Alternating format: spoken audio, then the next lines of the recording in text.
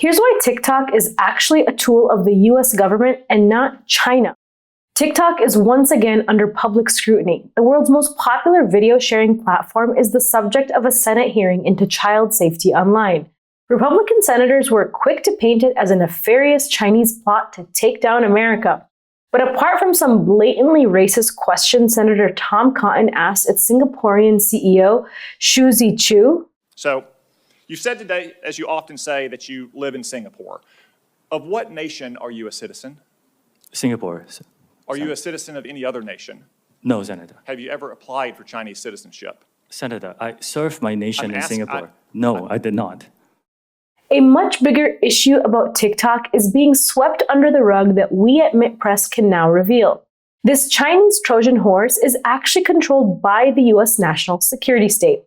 Since 2020, TikTok has spent more than $1.5 billion moving its data and security operations to Texas, where it has partnered up with CIA cutout company Oracle. It has also hired dozens, if not hundreds, of US national security state officials, including from the CIA and the State Department, to control and oversee its trust and safety, security, and content moderation departments, giving these former spooks and spies extensive control over how the platform functions and what the world sees in our feeds.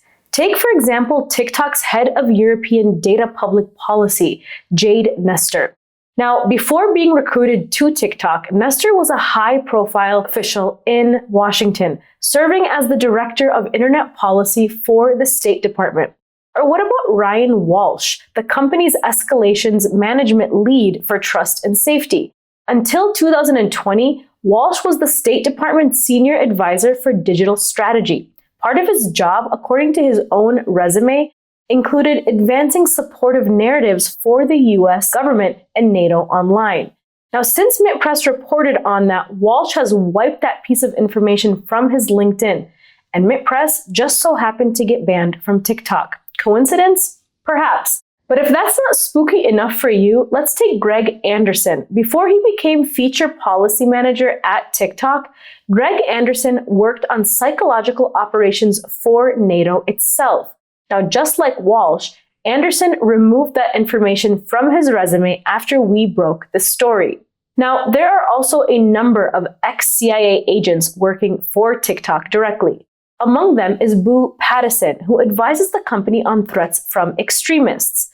But until 2020, Pattison was a targeting analyst at the CIA, helping to choose who would be killed in CIA drone strikes around the world. Now, he just decides who will be removed from the platform. Far from its stereotype as an anti-American platform, TikTok works closely with the US government to ensure Washington's narratives remain dominant and heard around the world. In 2022, for example, TikTok announced it was deleting more than 320,000 accounts, spreading pro-Russian messaging, and was placing warning labels on Russian state-controlled media. But Western state-run media did not get the same treatment. And so while senators and corporate media pundits alike complain about Chinese-controlled media, remember that under the surface, something very different is happening. The US government has taken control over TikTok, further blurring the line between big tech and Big Brother.